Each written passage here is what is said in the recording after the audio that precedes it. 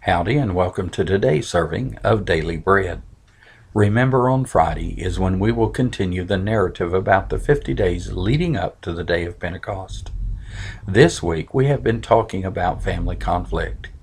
Although godly families do suffer the effects of sin, God can and will heal our wounds. Our scripture reading is in Genesis 33, 1 through 11. Jacob looked up, and there was Esau, coming with his 400 men. So he divided the children among Leah, Rachel, and the two maidservants. He put the maidservants and their children in front, Leah and her children next, and Rachel and Joseph in the rear. He himself went on ahead and bowed down to the ground 7 times as he approached his brother. But Esau ran to meet Jacob and embraced him. He threw his arms around his neck and kissed him, and they wept.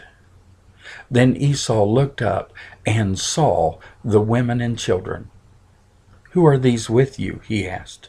Jacob answered, "They are the children God has graciously given your servant." Then the maidservants and their children approached and bowed down. Next, Leah and her children came and bowed down. Last of all, Joseph and Rachel, and they too bowed down. Esau asked, "What do you mean by all these droves I met?" "To find favor in your eyes, my lord," he said.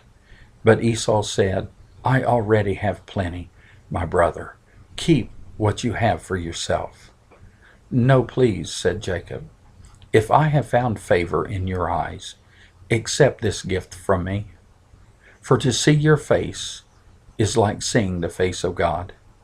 Now that you have received me favorably, please accept the present that was brought to you. For God has been gracious to me, and I have all I need." And because Jacob insisted, Esau accepted it. Here we find two brothers who wanted to be reconciled. A lot of times, this is what it takes. The parties involved wanting reconciliation rather than their way. Both brothers were willing to allow things in the past to be forgotten.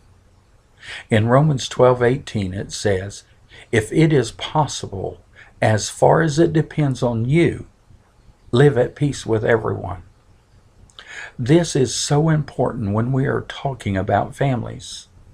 I have seen families torn apart for years until tragedy happens and someone is hurt or dies. If you have problems with family, whether it's your personal family or church family, forgive and forget. One day you will wish you had reconciled earlier. The best way to handle conflict is to never allow it to get to the point where you are estranged with your family. Take care of the problems now and strive to live in peace. Thank you, and I pray that you've enjoyed today's portion of Fresh Daily Bread, and may God richly bless you today.